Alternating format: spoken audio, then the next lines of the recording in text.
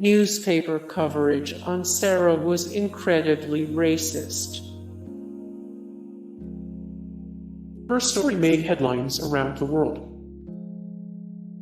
As soon as the world learned of the pre-teen millionaire, newspapers started running sensational stories about Sarah Rector, some of which weren't true at all. The Denver Star, 1,000 miles away, called Sarah a Negro girl 10 years old, and they reported on her impressive income. According to the article, Sarah's income taxes were the highest in the entire state of Oklahoma, based on her profit of over $0 a year, the equivalent of around $1 million today. The struggling Rector family wanted to sell the land before they struck oil. Before the oil was found, the Rector family could barely pay for the annual property tax on Sarah's plot of land. The infertile soil seemed completely worthless to the Rectors, who tried to sell the 160 acres. In 1910, Sarah's father, Joseph, even petitioned the Muscogee County Court to allow them to sell it. But because the land was granted by a treaty between the federal government and the Creek Nation, they weren't allowed to sell it, and Joseph was forced to come up with the property taxes.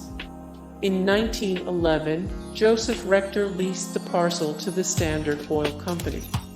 No one knew if the land contained oil until 1913, when an independent oil driller found a gusher on Sarah's property. Suddenly, her land was producing 2,500 barrels of oil a day, and the 11-year-old Sarah Rector was instantly rich. Sarah's grandparents were born the slaves of Creek Indians. Sarah Rector's ancestors were slaves owned by Creek Indians. The U.S. government forcibly relocated thousands of Native Americans in the decades before the Civil War, in what became known as the Trail of Tears. As they walked to Indian Territory, members of the Muscogee and Creek tribes brought their slaves with them. For the Civil War, tribal reconstruction treaties forced the Indian Territory residents to abolish slavery and give tribal rights to the newly freed slaves, who became known as Creek freedmen. Sarah Rector's grandparents, Benjamin and Molly McQueen, were slaves owned by Creek Indians. In just 2 generations, the Rectors went from slaves to one of the richest families in the country. News of Sarah's fortune spread, and marriage proposals rolled in. Sarah's story made headlines around the world. As word spread that a young black girl in Oklahoma owned a fortune in oil, men from all corners of the globe started writing to Sarah Rector, who was not even a teenager yet, and proposing marriage. Letters poured in requesting loans from the wealthy girl or simply asking her for money. 4 young men in Germany sent marriage proposals to Sarah, even though she was only 12 years old at the time. Tween was making $500 a day from the oil boom.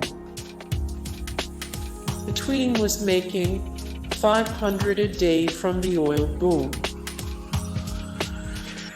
The state of Oklahoma declared Sarah a white person because she was too rich to be black. The useless land given to Sarah Rector contained a fortune in oil.